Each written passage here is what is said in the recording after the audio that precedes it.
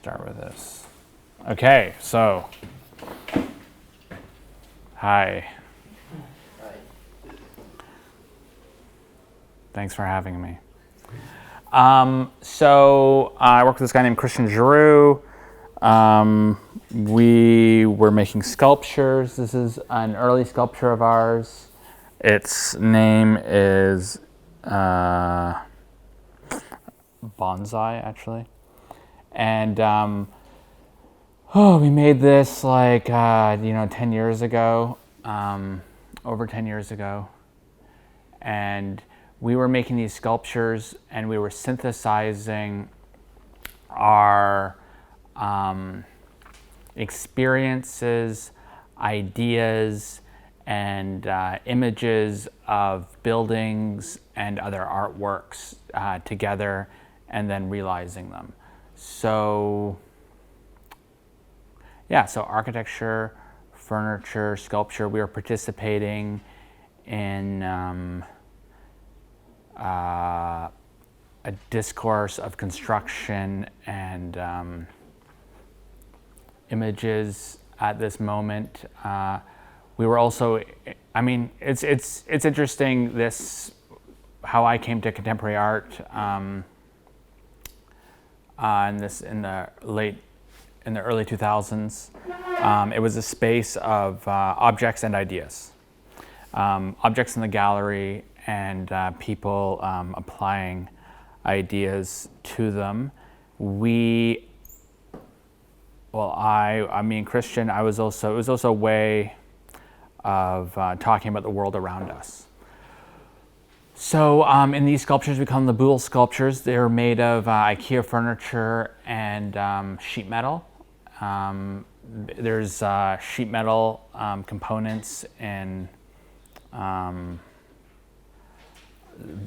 large amount of our manufactured goods. We found a sheet metal manufacturer in the suburbs of Toronto that we started working with. So this is an early sculpture of ours. Here's another view of it. Here's another one. This one's called Arthur, and here's it from the back side. Here's a sculpture of ours titled Kermit. And so it's just a stack of these custom-made aluminum fabricated enclosures and IKEA nightstand or table that I think costs $5 that we made one cut to. Am I speaking loud enough? Okay, good. Okay, great. Here is a sculpture called Mao. Here's another angle of it. And you can kind of see this is maybe this is our third or fourth solo show we had in Toronto at our gallery. This image is way too dark.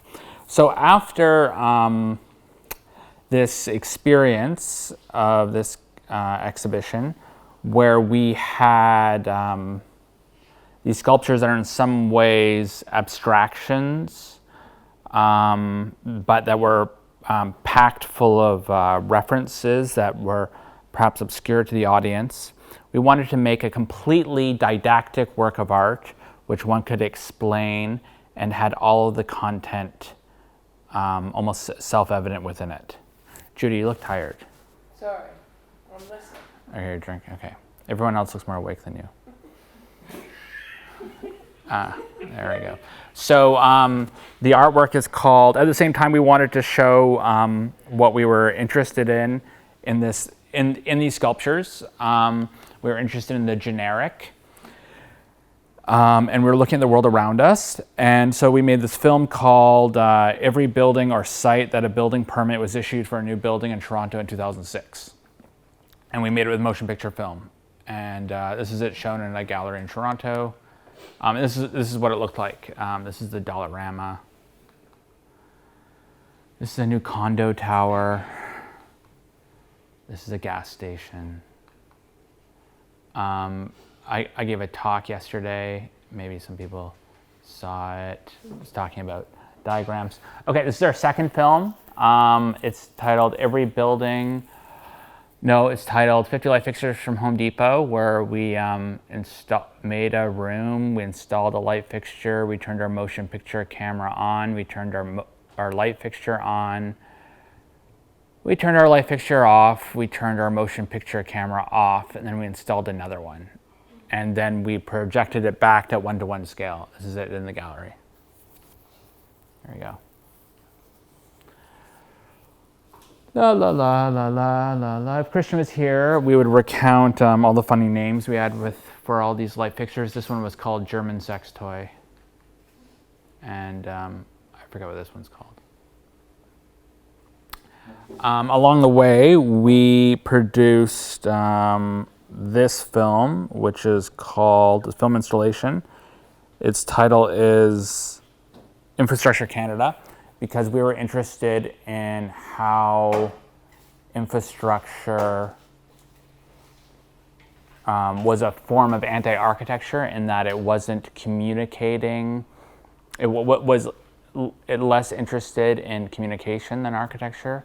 It was just solving technical problems. At the same time, if you lived in Canada and you're in the landscape enabled through this infrastructure, and the infrastructure becomes a kind of subjectivity machine.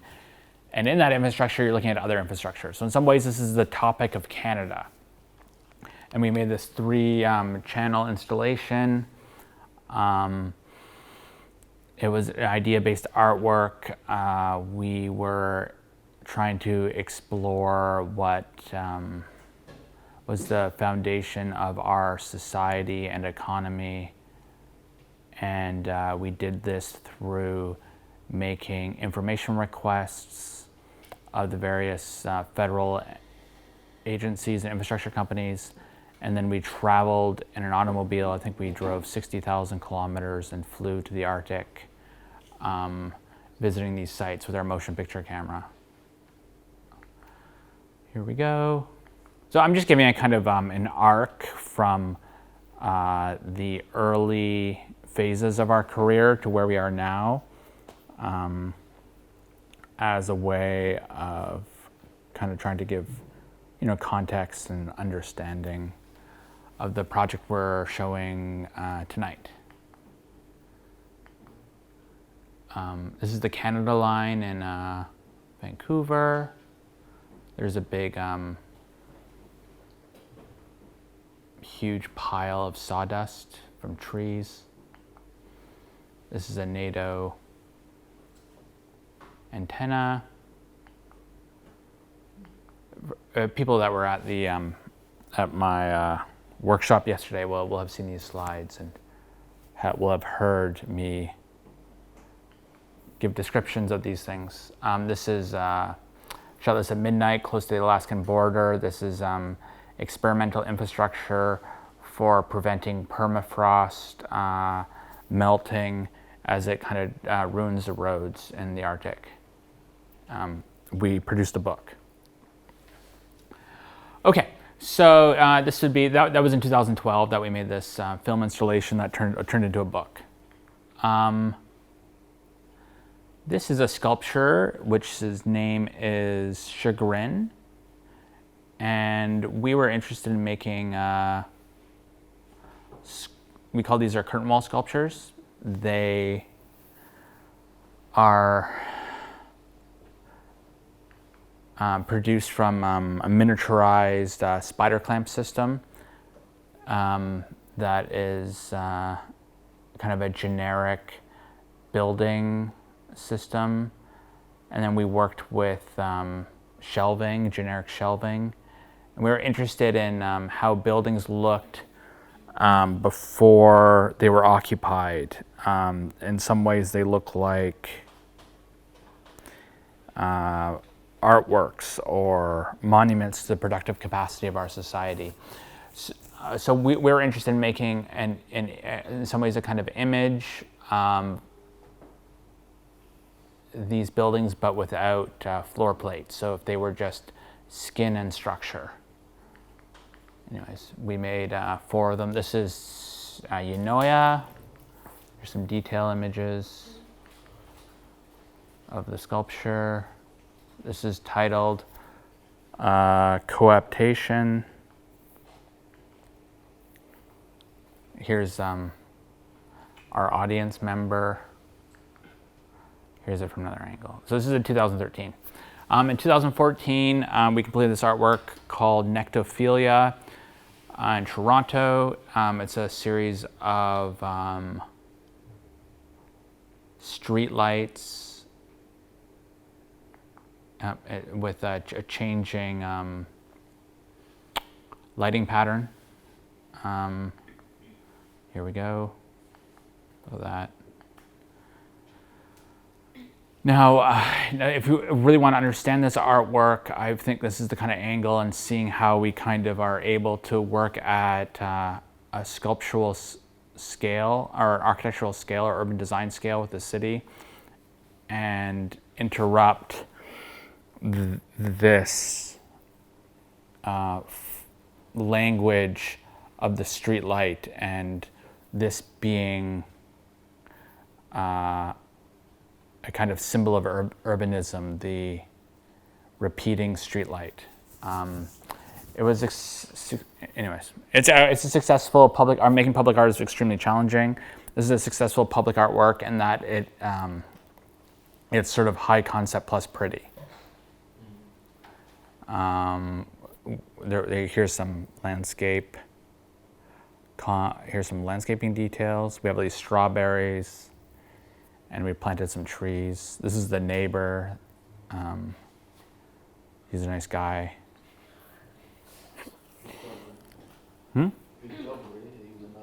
Yeah, it's a totally nice guy. His name is, I forget his name. Stuart, his name's Stuart. And he would help us with little elements on the location. We made this film and we completed in 2015. It was called Berlin 2013 1983, and we were interested in we had an opportunity to make a film in Berlin, commissioned by a number of people in Canada. We were workshopping many ideas, and we decided to return to the prototype of our first film, this shooting 1 year of new construction. The realities of post-crisis architecture in Berlin were becoming apparent, of all this very cheap, generic architecture that was kind of land grabs. We wanted to do a more sophisticated and a more complete version of the first version of this artwork, but we're operating in Berlin, so we included single-family homes, which we didn't in our Every Building Toronto film, and we also wanted to shoot 2 years. We wanted to try to go and grab what 1 year of new construction was one human generation earlier. As Berlin is a very interesting case study because as geopolitics changed, it changed the city. And we were hoping that we would be able to make, in this juxtaposition of two images, that being the new building and the building built one generation ago, we would be able to the imaginary difference that's caused by having two images beside each other, you would see the changing political economy of construction. Unfortunately, the artwork that we desired never appeared, and instead it ended up showing more consistency and a vernacular unfolding over time. This is interesting as a materialist, architectural, historical document because nobody has ever done this before. So anyways, here's a series of pairs, and this is what you would see as if you were in the black box in the gallery. When we showed it in Berlin, we were told by the architecture curator that there is so much skepticism regarding, look, this does look at that little red light, little red dot. There's so much skepticism in Berlin that people wouldn't believe that we actually made this film.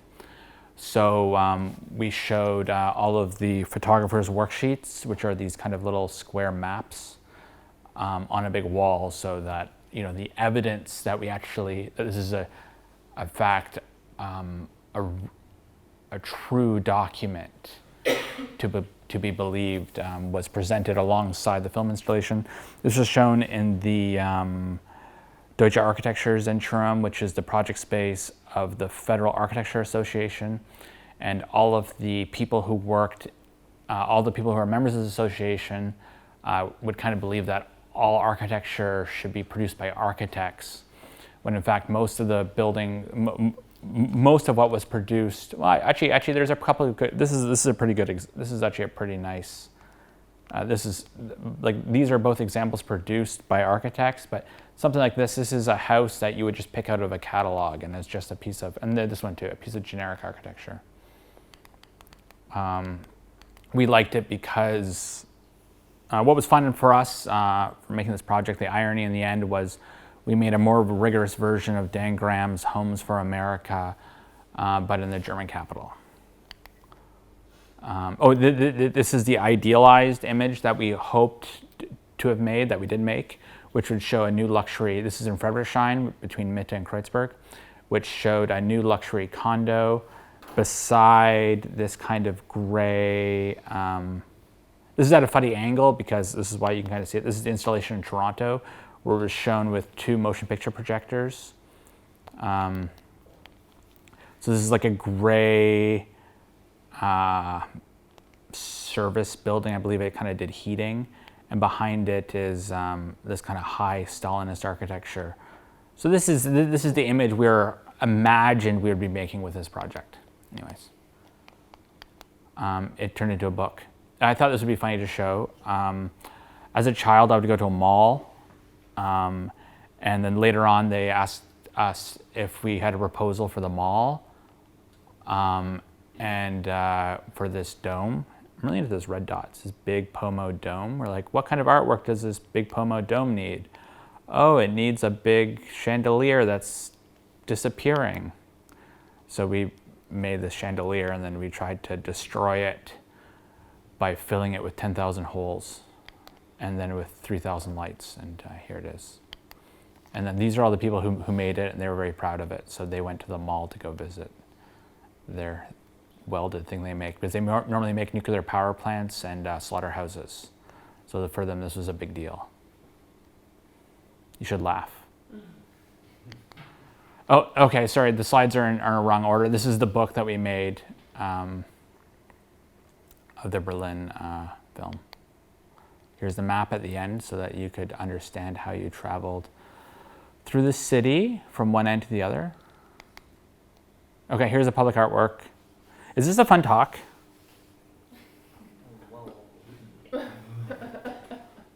Okay. A high English level. I think most of us don't have a really high English level, and it's not hard to understand, but Okay. So that's meant that you didn't get the stuff.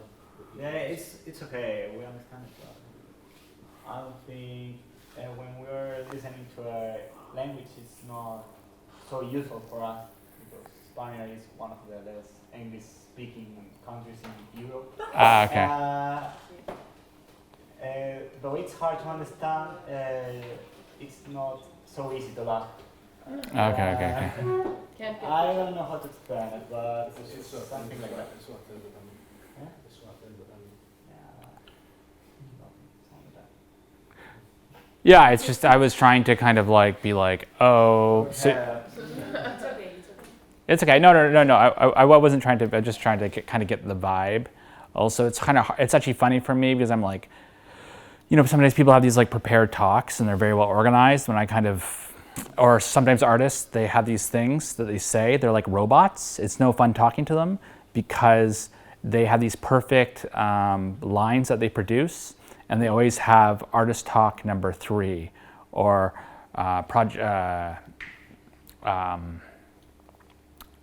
like they know precisely how to pitch what they're saying. It's a little bit boring, so I like to kind of just like stand up and talk and then try to get like, oh yeah, what was I thinking? Why was I doing this? That's And then natural, but, I think it's because we didn't really understand the term that you used for this piece of public art.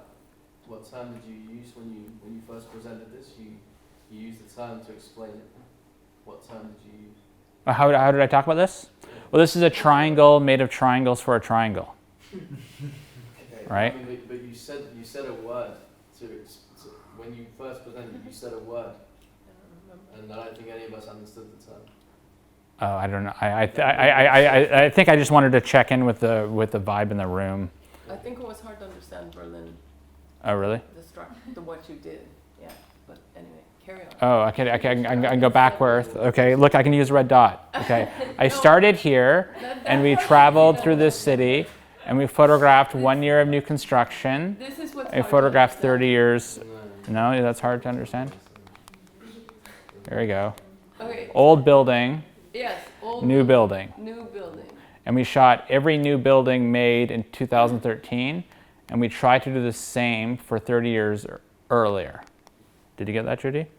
I understand, Okay. but it's you. Okay, so let me. I can go all the way back.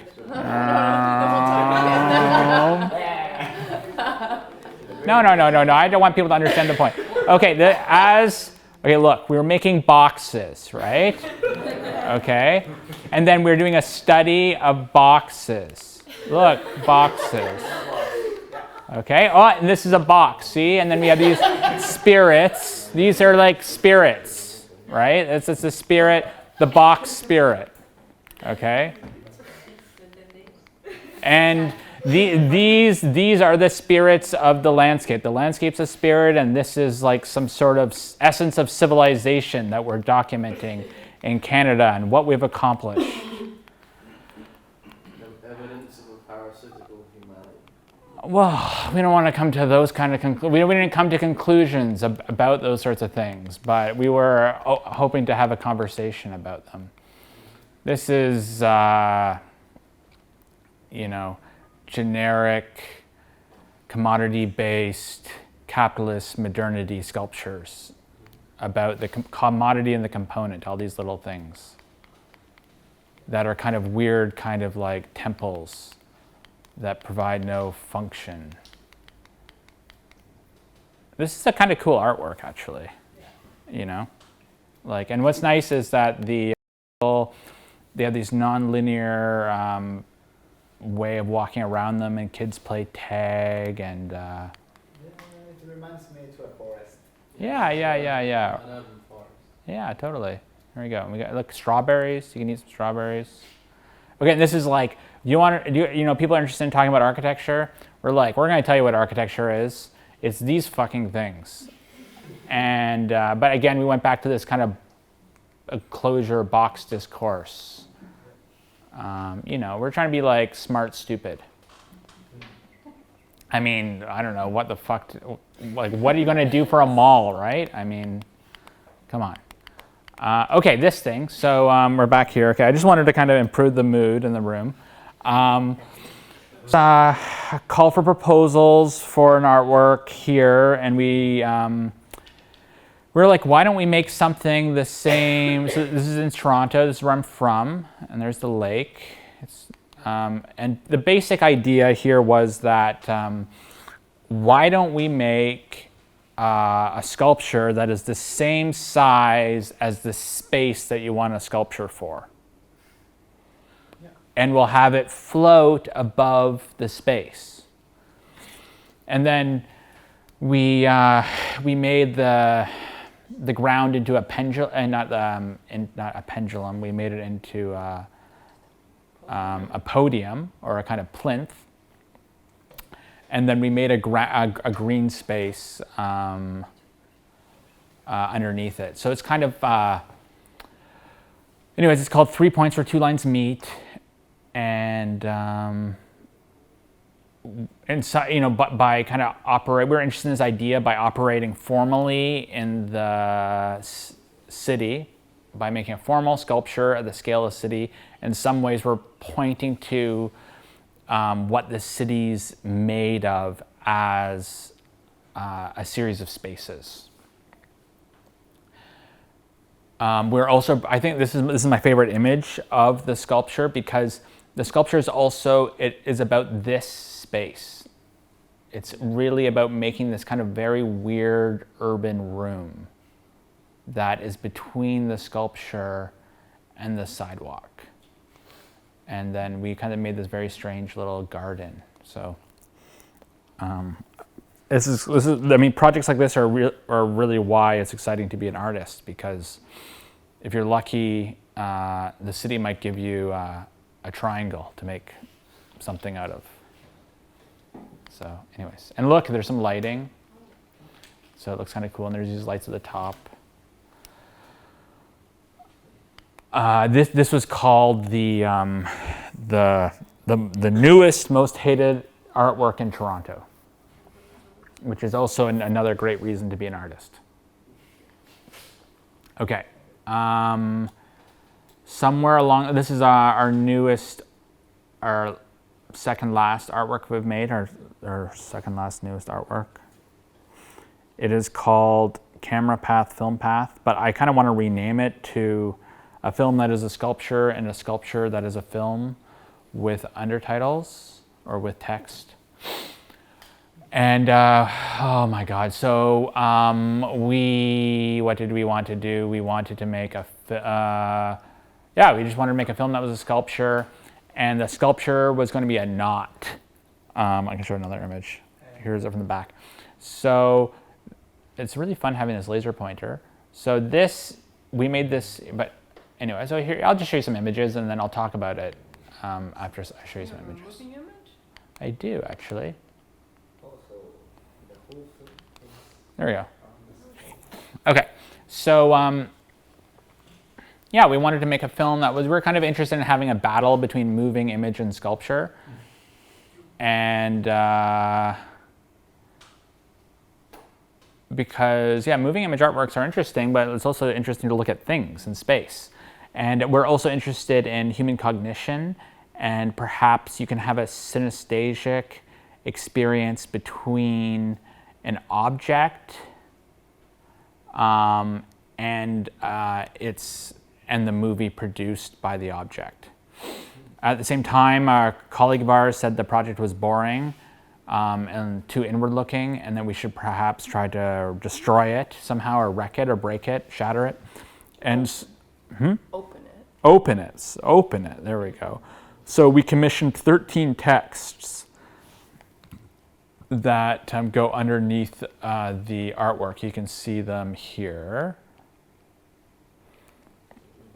And so there'd be this kind of battle between text, moving image, and sculpture. At the same time, and because you're all young people, I can say this to you, we were making fun of our audience, and we were feeling our audience has been becoming stupider, and had less facilities to be able to think for themselves, and like being told what the artwork is in a way.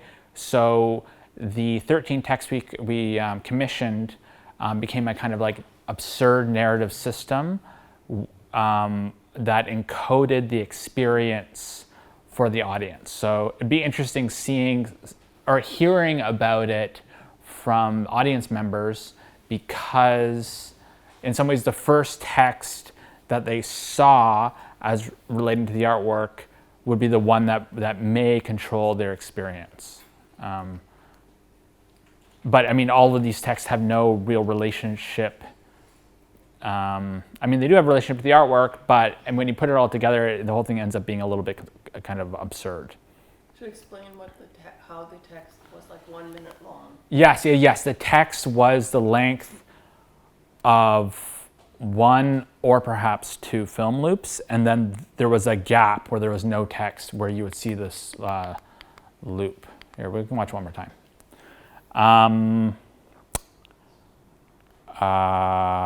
Yes, it took us a very long time to make this artwork, because we got really into the geometry of the knot. The knot is a granny knot with which we've tangled with 2 more loops. So a granny knot would have 3 loops. We added 2 more, and then the knot was planarized as to be made out of motion picture film. And at each point where the motion picture film had to turn at an angle, it was very complicated with the software. It's just very complicated trying to actually physically make the steel structure that supported the motion picture film. So it took us a very long time, and we had to work with lots of really fantastic people. This is a book that, pardon? It's a terrific piece of art. Oh, thank you very much. But we made this book titled A Book That Is a Website for a Film That Is a Sculpture. And you can, this is kind of the problem or that we're interested in now, is that how you look at everything on the internet. And why bother making a book? Because people don't want books. They just want to look at it on the internet. We even look at books on the internet. It's kind of totally crazy. So this is a book designed to look at the internet. We had this kind of joke with these little buttons that you push to kind of go forward and see the next image. And we were also interested in the book competing with the sculpture, and perhaps the book is a more sophisticated form, or perhaps the internet is better than a sculpture and a film. So you look at a book, and in some ways it's a series of competing frames. It's like, the frame of the book, and inside the book there's another frame, and the text competes with the image. So on one side we have a series of frame stills from the film, and the other is we have these installation shots from the artwork in the gallery, but some of them are as digital renderings and some of them are as in-process shots. So this is it in the gallery. Sorry that this image is so dark. And this is like when we were working with engineers and trying to figure out how the physical knot would actually exist and if it was plausible to actually build it as a sculpture. So I'll read this text. Losing is the strongest component in developing complex strength. Nothing would be alive without that strength.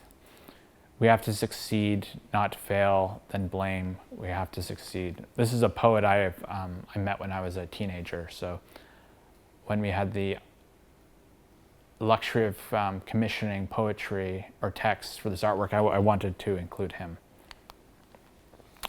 This is the very first model that we had of this artwork. It was an app, actually, which allowed us to understand how the subjectivity was going to relate to the total form. This is the very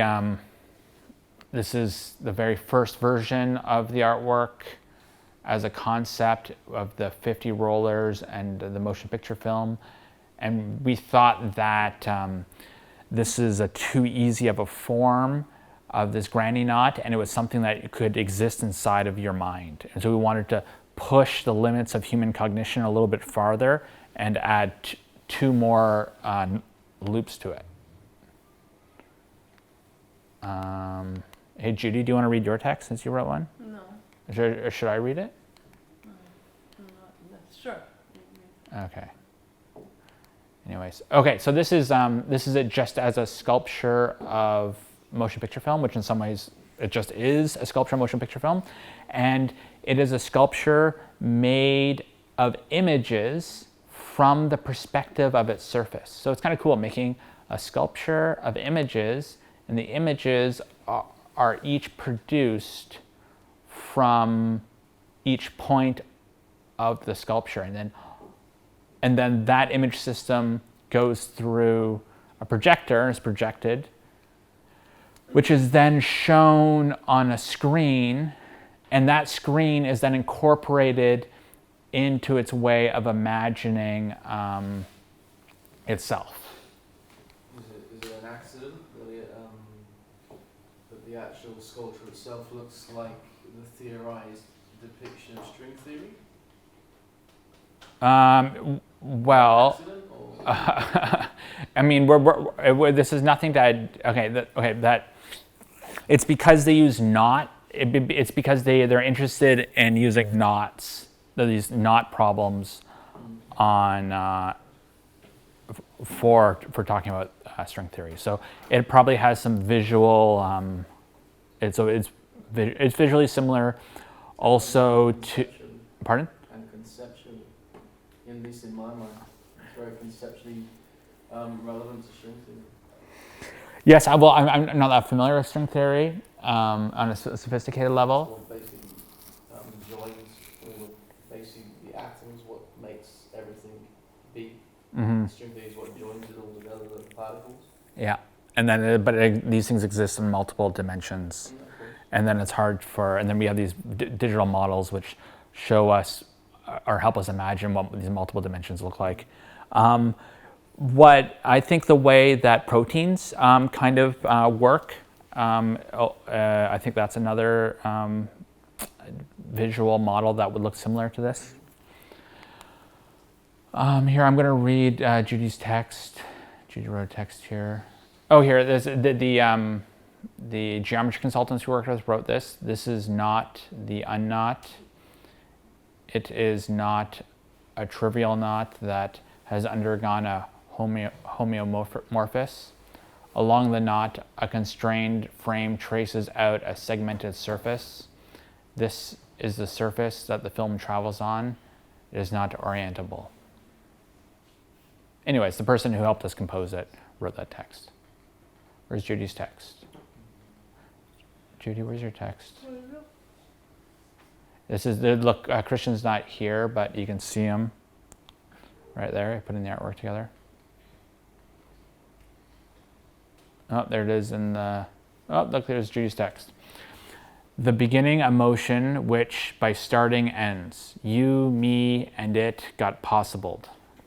That point of contact, the reading head or the gate stands in for a whole perpetual system.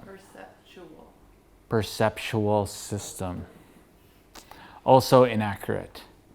The second thing is regret.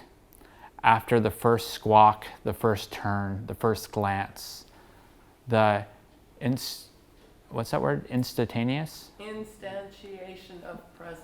You better let me go ahead and do it then. The instantiation of presence.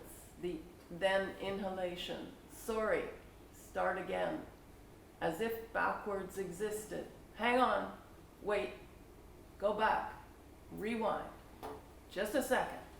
I think. Stop. Hold up. You can't outrun the strip. You can't pause the puppy. Regret arises at the moment of passing from potential to actual. Best chance is music. Music continuously arriving. Shifting the center note by note. A machine for transforming regret. There we go. Thank you, Judy. Thank you for that text, and thank you for reading it. I want to read this text by Reza Negarestani. I think it's interesting. From the most puzzling question of evolution, how to differentiate oneself from the food and the predator, the nervous system was born. This was the primordial question of alienation. Sensitivity to light and gravity became the canonical clues to differentiate oneself from the conceptless gulf of space. Eyes and inner ears plotted the most cunning gesture we call a predator's chase line. A predator does not need a concept to chase a prey. A fox does not need to know in order to descend upon a rabbit after a topsy-turvy race. From this gesture, a new abstraction came to existence whose cradle was a concept, a line. From that most esoteric abstraction, which is that of a line, geometry was born. But like all good horror stories, all abstraction will meet their sinister origins sooner or later. The concept of a line had to reckon with the problems of mobility and perspective. When a line meets the repressed mobility, it is seduced by it. but this is no regress to a primitive gesture. It is not a nostalgia for the egotistical view, from the observer to the world, from the predator to prey. The marriage between the line and mobility is the marriage between mathematics and physics, where all moored observers and observed are uprooted, where the world can no longer be seen from a fixed point of view. In the rootlessness of the observer, the suppressed world of the ego shatters infinitely and becomes a universe. In flirting with physical mobility, the concept of the line finds its twist of fate. A new geometry comes in the fore, in which chaos and global twists are its cosmological ambitions. That was kind of a cool text to have for this artwork.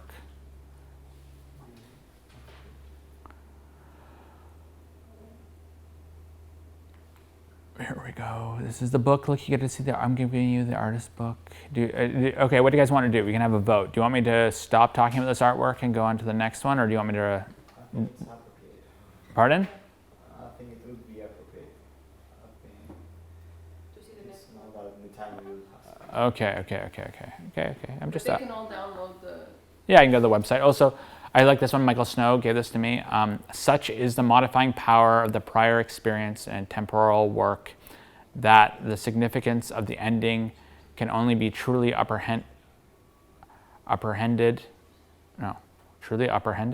against the record of the voyage towards it. In isolation, it is not an ending, is it? Anyways, a nice ending for our book. So Christian and I, we have this website, and we can kind of show it. Do.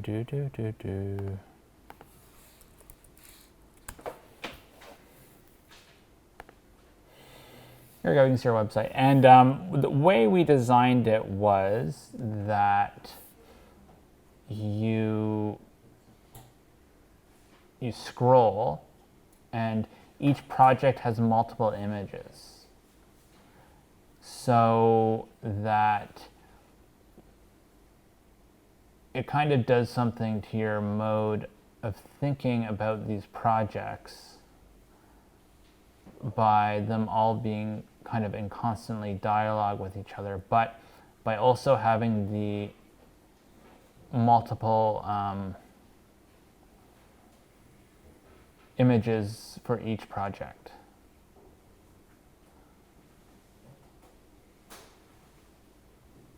Anyway, so it's almost kind of like an artist project.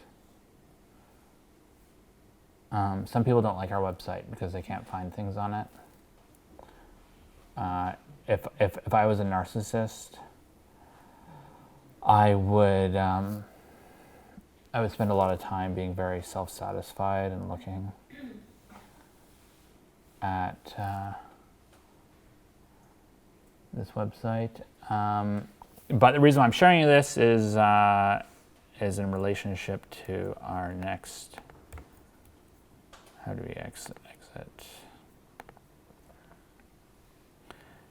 Is in relationship to the artwork we're presenting here, so this is a painting made by Madeline Vorsap, and in collaboration with Rem Koolhaas, and it is called The City of the Captive Globe, and it's an ideal image of Manhattan, that being these plinths of stone, and that anything within the system, within the urban system, is possible as long as it can happen within the rules of the system.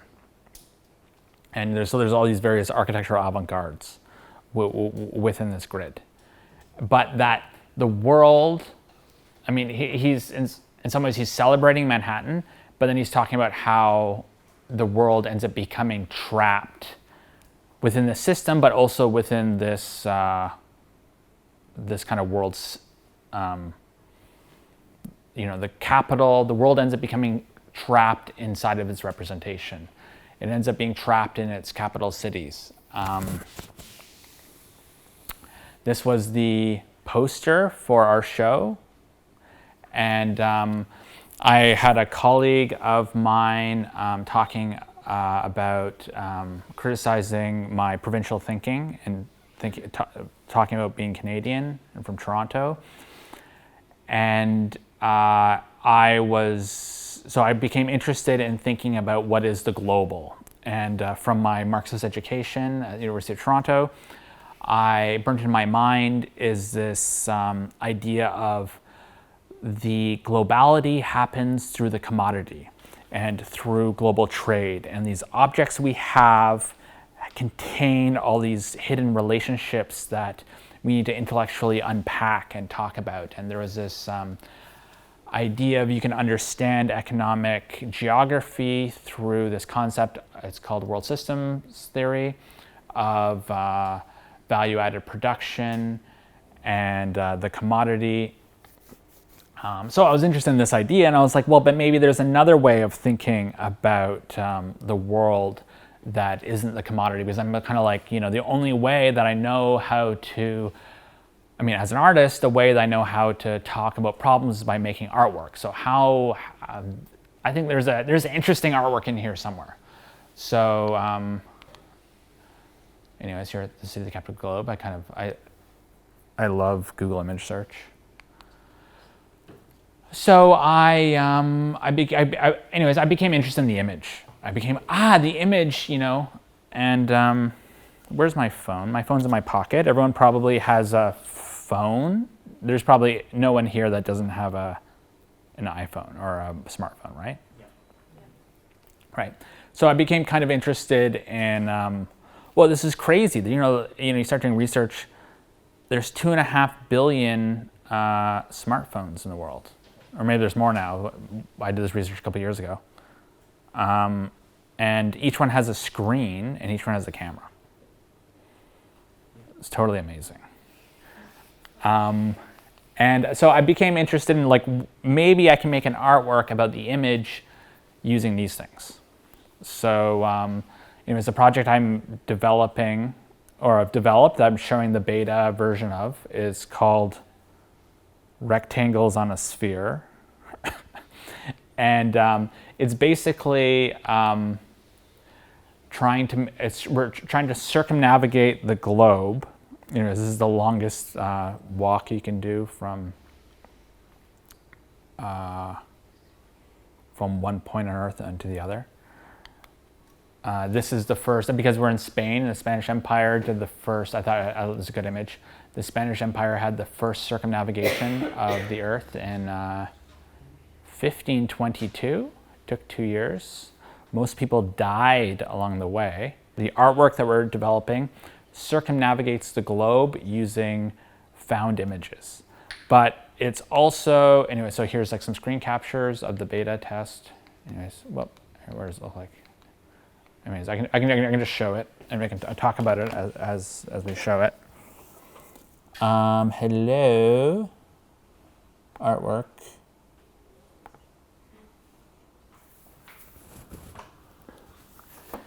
And obviously we've all had the experience of being on Facebook or Instagram, and then there's this, we're looking at all these images, and we're like, what are these images that we're, what is this garbage that we're looking at? What are these images?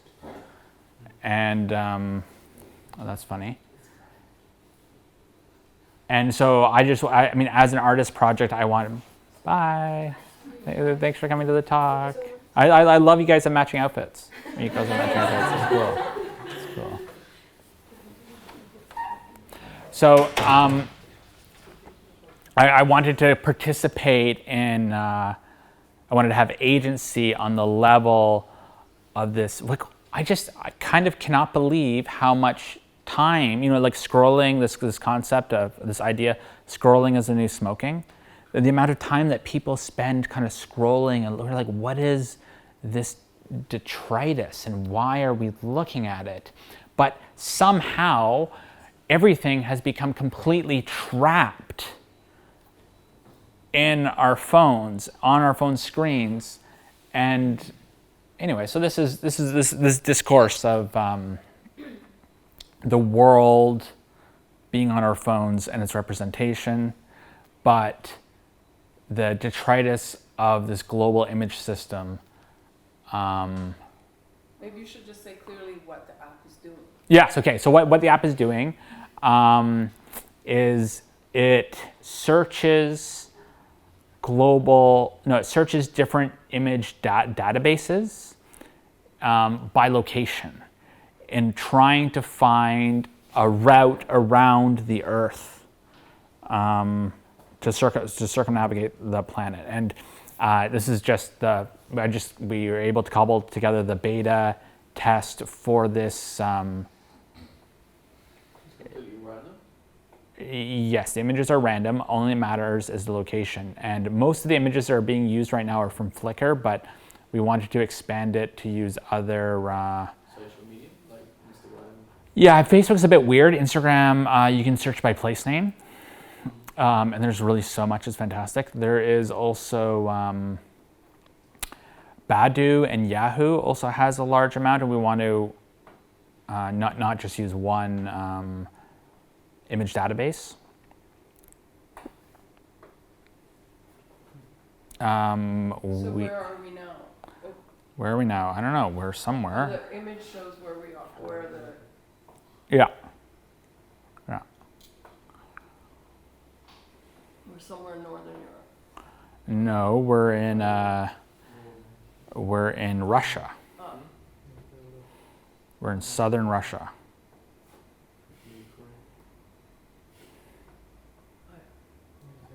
Now we're in Iran.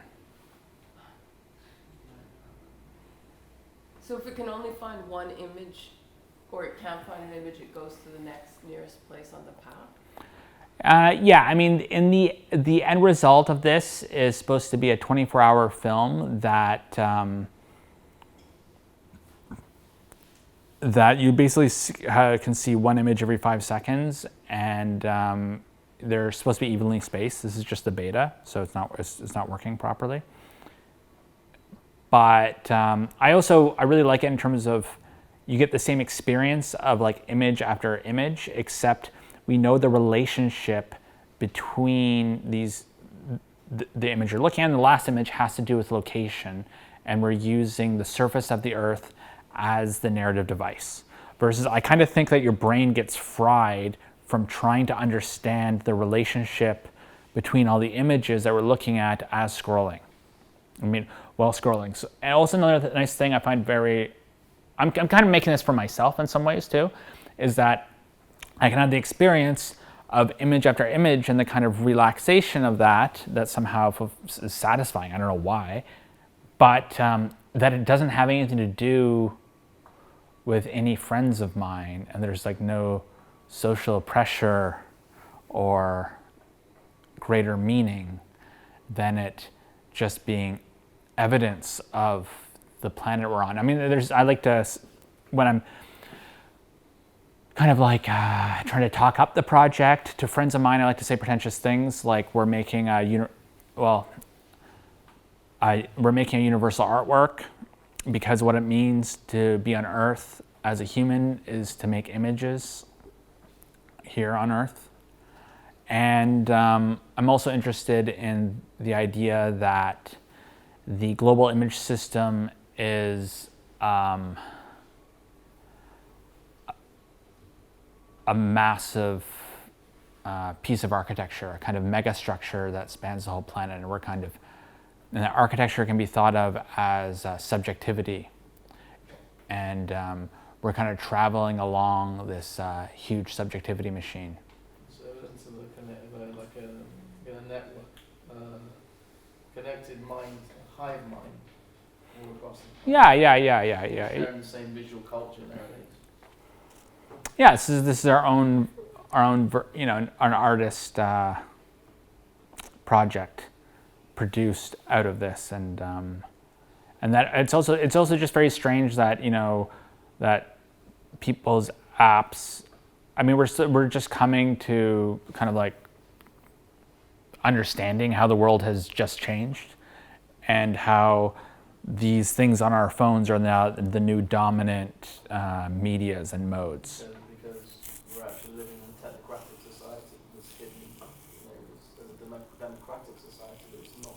It's a technocratic society being controlled by the smartphones.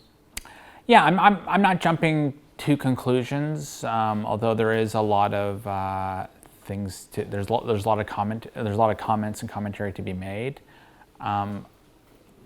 This work has got quite a lot of sinister connotations. You've hit something that's Yes. There's lots of themes. I mean, there's obviously we were making sculpture, and then at some point we were realizing that our sculptures become trapped in their images of themselves, and that the sculptures themselves became images, and we were making image systems as a mode of communication and to talk about the world around us. And then, so anyways, I'm trying to make like an arc in our artist practice from making objects in the gallery to participating in this,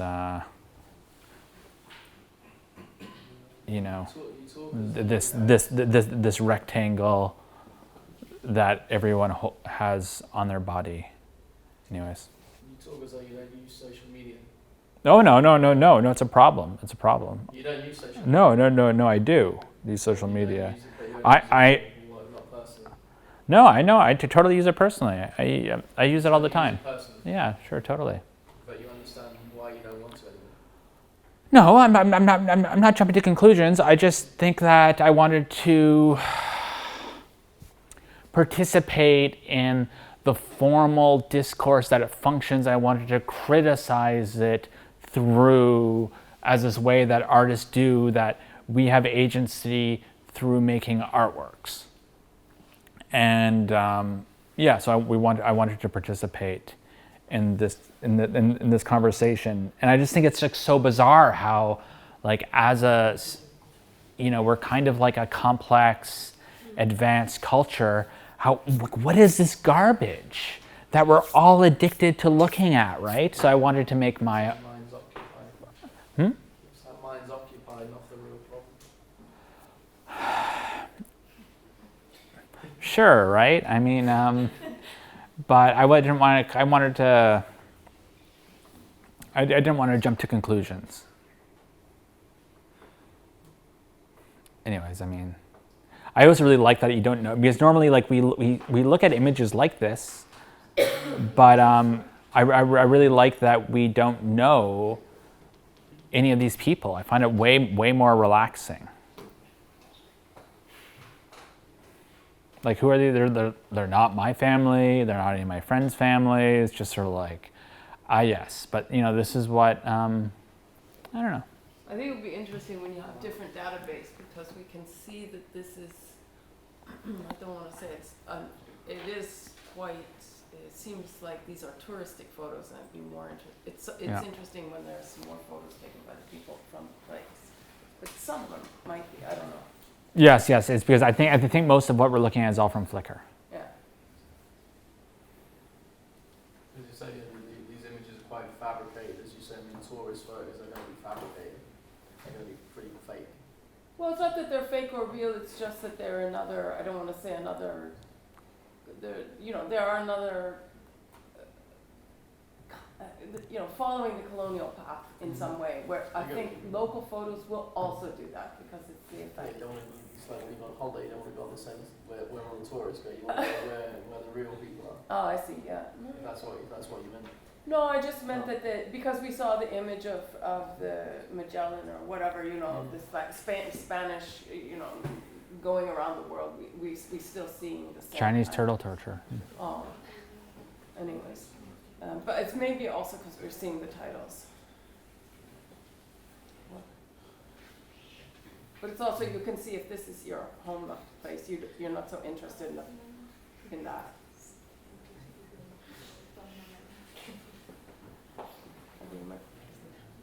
So now the talk will never end because this is the ending.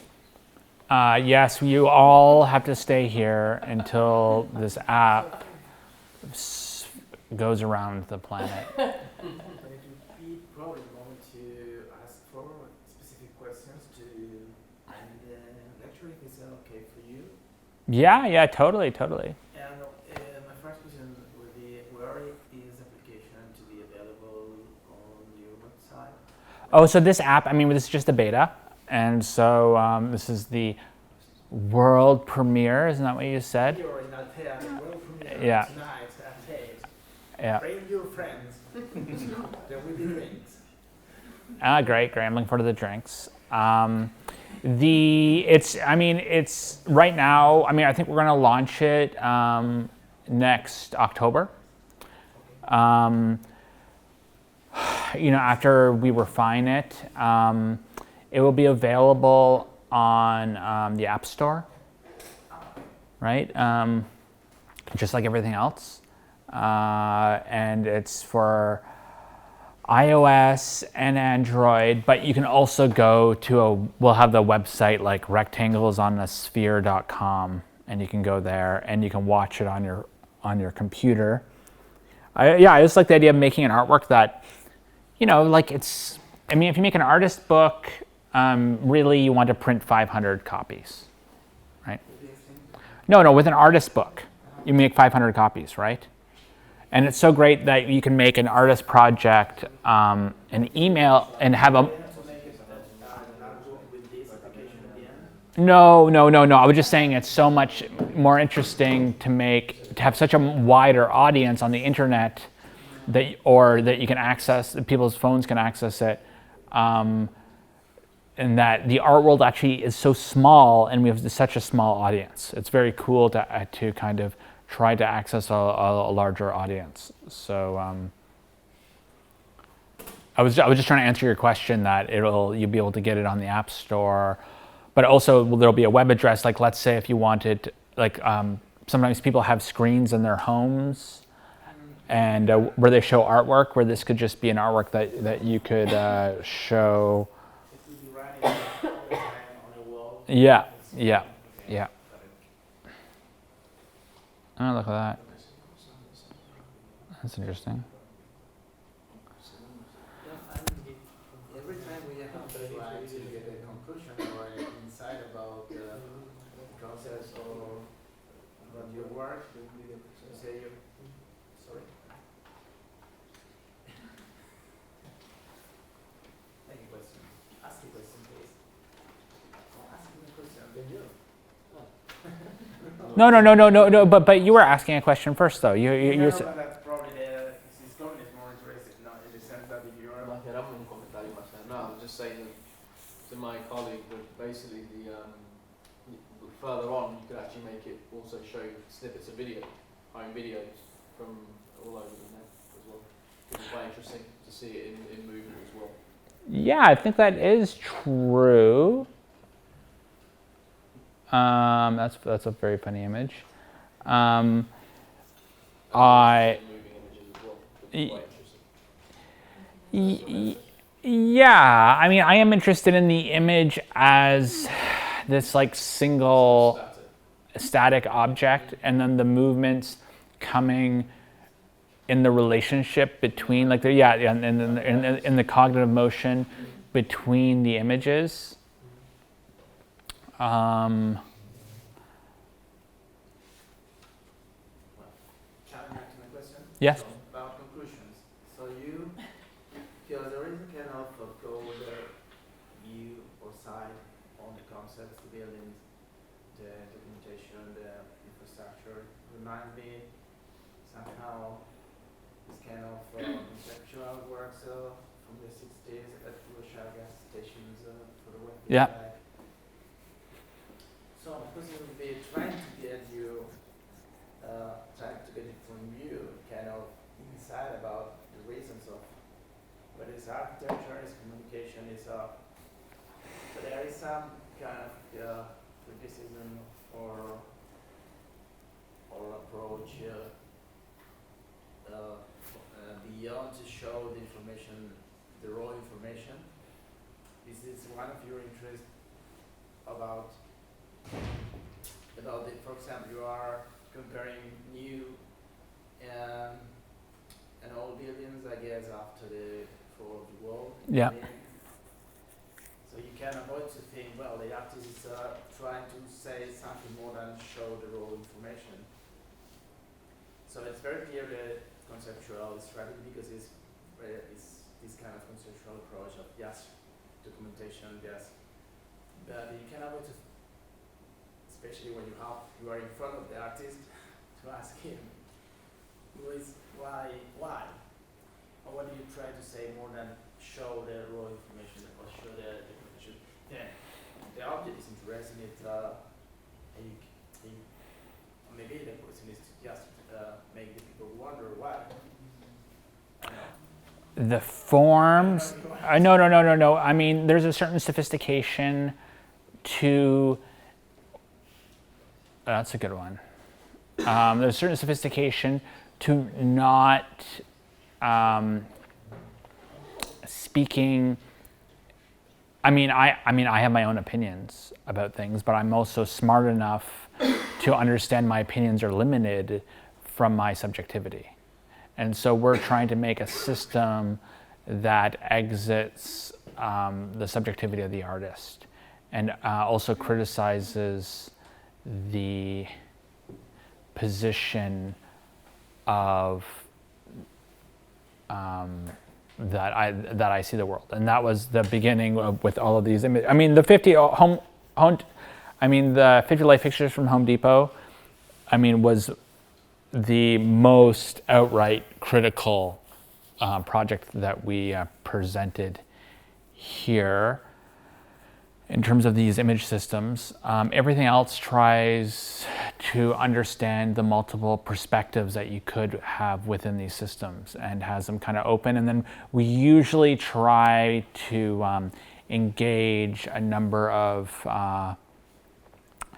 critical thinkers and writers for each project to access the expertise that we don't have. I mean, that was one of the reasons why we had the texts in that motion picture film sculpture we had, is because we usually commission, a number of, a lot of quality writing with our artworks to go alongside of it, and we were interested in injecting that the writers, the intellectuals, right into the artwork with that film or that sculpture or the project. So here, the project, we're going to start with, we're doing a symposium at the House of World Culture in Berlin, and we're having someone talk about Borges, someone talk about the global economy of the image and social media and the visual arts, and so we're going to have many discourses to be applied to this project when we're for launching it. But we also would like the ability, by not encoding the artist's intent too strongly, there's the ability of the artwork to be claimed by multiple people by leaving it open. I mean, that's very optimistic, and we usually do quite a bit of work of trying to find the right people to take ownership over it. Is that a good answer? Yeah, that's a good answer. You prefer to keep the work open to have, it's clear. Yeah, and we were also critical of our own points of view, and there is something through using multiple perspectives that we could find something close to kind of objectivity. I mean, one of the fancy things we say about this artwork is that we're negotiating universality, or that we're producing an alter image to the like the blue marble photo that was made in 1972 of Earth from space. So any question you want to ask? Thank you for your question.